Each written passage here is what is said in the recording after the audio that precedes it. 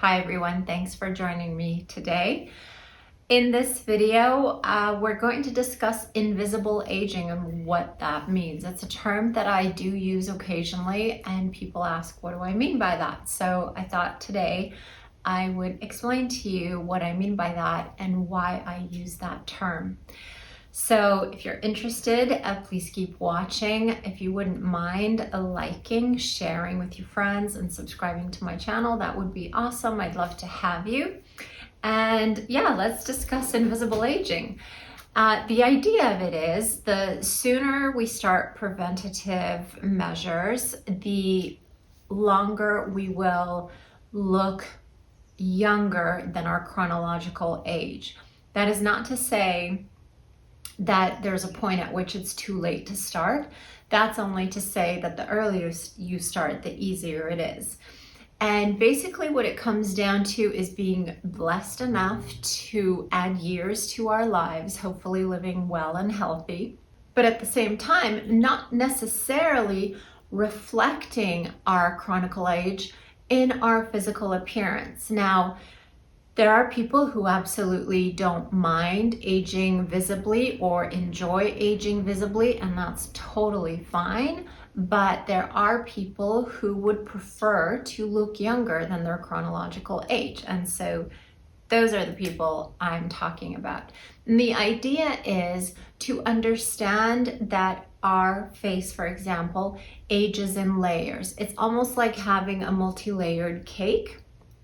The base of the cake that holds all the weight of the cake would be our facial bony structure, our skull and our bones essentially. And as we age, we get bone resorption and our bones shrink. So what that means is our eye sockets get bigger, the opening for our nose gets bigger, so our nose falls in, and as we get older, our nose tends to drop down, and the tip of the nose tends to be oriented downward because the nose falls in a little bit.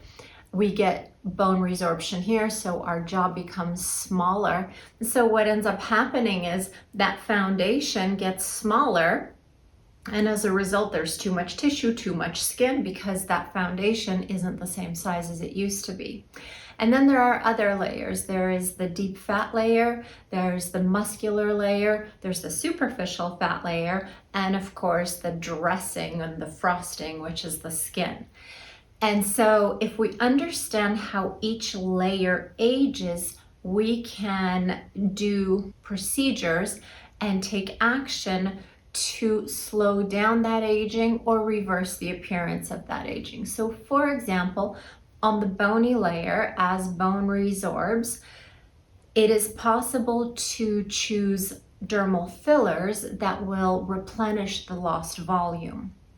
And so as the bone shrinks, we can add filler to kind of bring it back to the same volume that it was originally. Now, of course, it isn't perfect, but it's what the aesthetic industry is able to do, and quite well. If you can't tell if someone just looks phenomenal for their age, then whoever is taking care of them is basically doing the reversible, invisible aging very well. When it's done poorly, you also see it. You see that people are overfilled or asymmetrical, or they've got so much filler that their eyes get smaller. There's all kinds of things that can happen that make someone look like they've had something done and make people just look like they've had nothing done. They just look fantastic.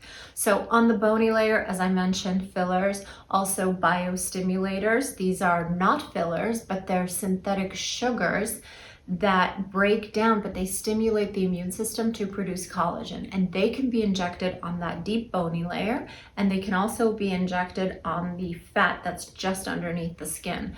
And that's a great way to induce the natural fullness, because we also lose fat. So we lose bone, we lose deep fat, our muscles, some get weaker, some get hyperactive depending on the muscle.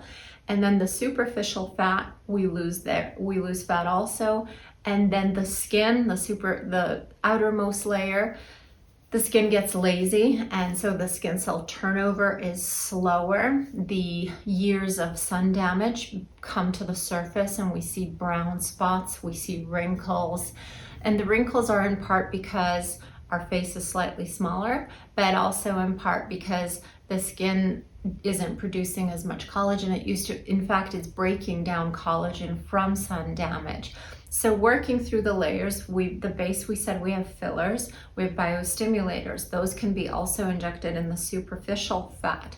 There are vitamins we can take, like vitamin K and vitamin D, that can help reduce our bone loss. Then we can also do skincare and all kinds of skin resurfacing, whether it's laser resurfacing, microneedling, chemical peels. All of those procedures can force our skin to behave in a more youthful way. So more like a teenager or a 20-year-old than a 60-year-old or a 70-year-old.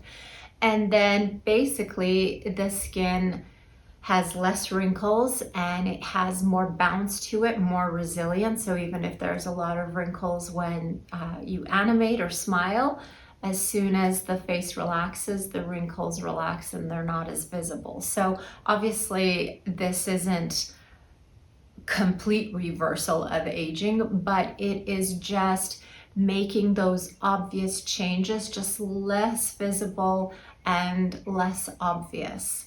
And so people can usually achieve a look of looking anywhere from 10 to 15 years younger. And of course, there are limitations to that as well, where eventually people opt to get a facelift because these procedures are just not enough anymore. However, some people don't do any of the preventative skincare procedures and just go for the facelift, and a facelift will never ever look as good on someone who hasn't taken care of their skin as on someone who has done all these different things. Because if someone doesn't take care of their skin, if it's just dehydrated, damaged from the sun, wrinkled, and it's pulled back, it just looks like bad skin that's been stretched, and the age is still there even though the sag has been removed. So skin is paramount. It is the most important. It's the frosting. It's what everybody sees. So if we can take care of our skin and all the other layers, then we age visually, we age slower. So that's what invisible aging is. If you have any questions, leave them down below, and I'll see you guys in the comments.